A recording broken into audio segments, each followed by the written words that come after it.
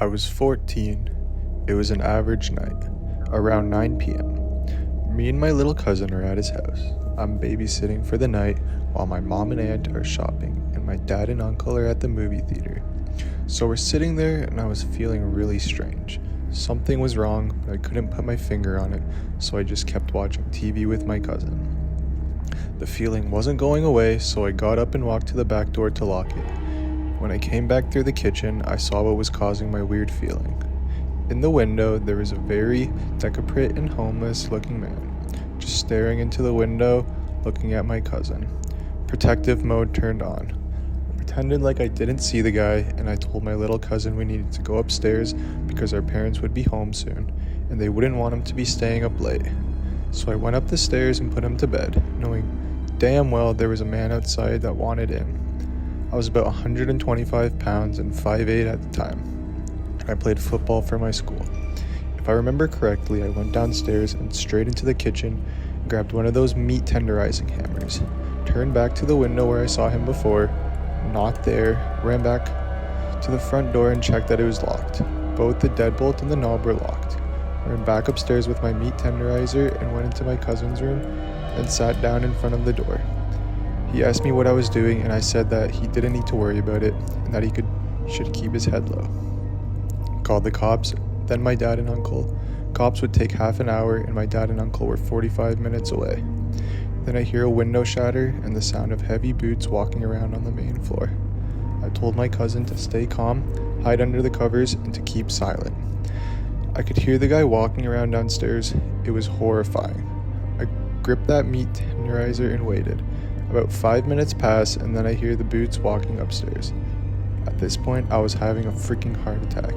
My cousin's door is no more than 10 feet from the stairs. I heard him opening the doors to my aunt and uncle's room, then the bathroom. He walked back down the stairs, and I heard him open the door to the basement. 15 minutes later, the police showed up and burst into the house. Turned out the guy was loose from a mental hospital 1 province away.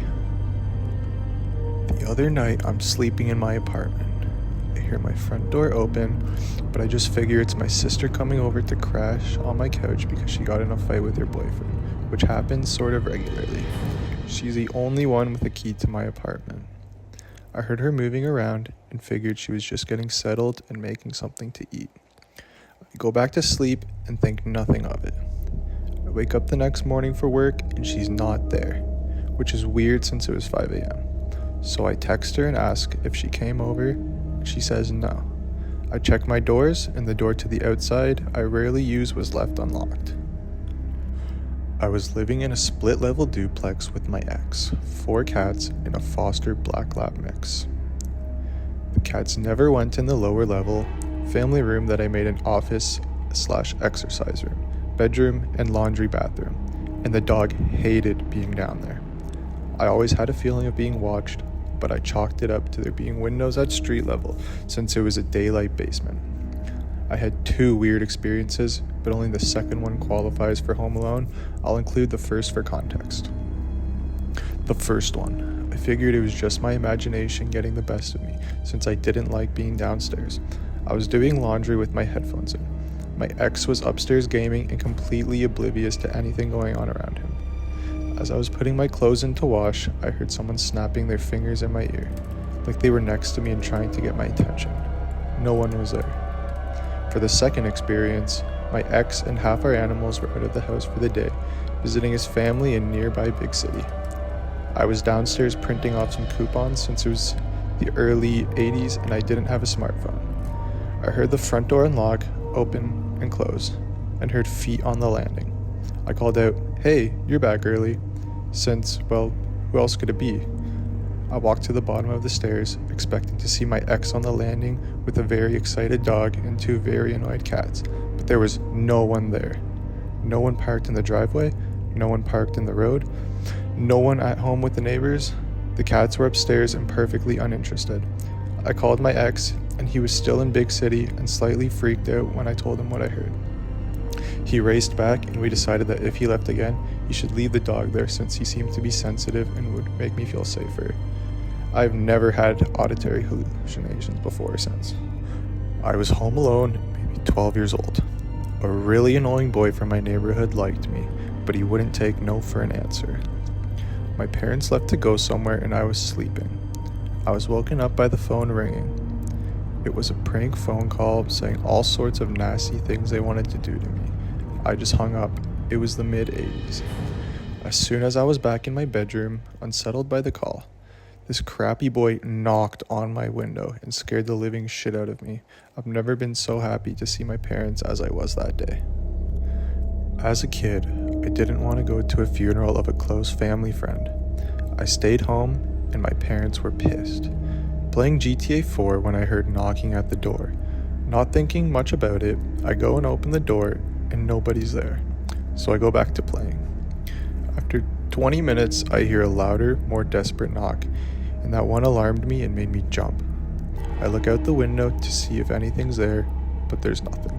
I then open the door to get a better look, and I see no one but an all-black German Shepherd staring at me from the other side of the fence. It trips me out, but nothing to scare me. I go back to GTA 4, and after 10 minutes, I hear banging and kicking at the door. That made me jump, and I go to my parents' room to grab my dad's gun. I then go check the window, and the German Shepherd is on my side of the fence now, in front of my door just staring at it. I never stayed home alone as a kid ever again. Grown up now, and I brought this story to my dad, and he started cackling. He told his friend to do that to me. I was pissed at first because it traumatized me. I have two, so this will be long. Story 1. I was about 11ish, maybe 12. I got off the school bus one day, walked home. By the time I got home, I was so hot I needed to use the bathroom. Our house was small, think 1950 style brick home, the US Southeast in a quiet rural neighborhood. 3 bedrooms, 1 bathroom, kitchen, living room, about 1,000 square feet, so not many places for anyone to hide inside the house. I walked in the back door and sat my books down and immediately headed for the bathroom.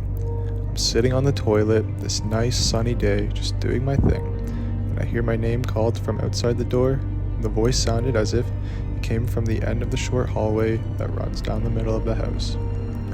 The voice called me by my childhood nickname and sounded like my mom, only my mom was at work and I was completely alone in the house. I froze. I didn't know what to do as I was absolutely sure there was a burglar in the house. I finished as quickly as possible and went over to the bathroom door, sure that when I opened it, I was going to find some woman in the house. I looked to my right and to my left, and there was no one there. I got out of the house and waited outside for my mom to get home. When she pulled into the driveway, I told her what had happened, and she checked the house, and there was nobody there. She said I was hearing things, and it was all in my mind. Maybe it was. Story 2.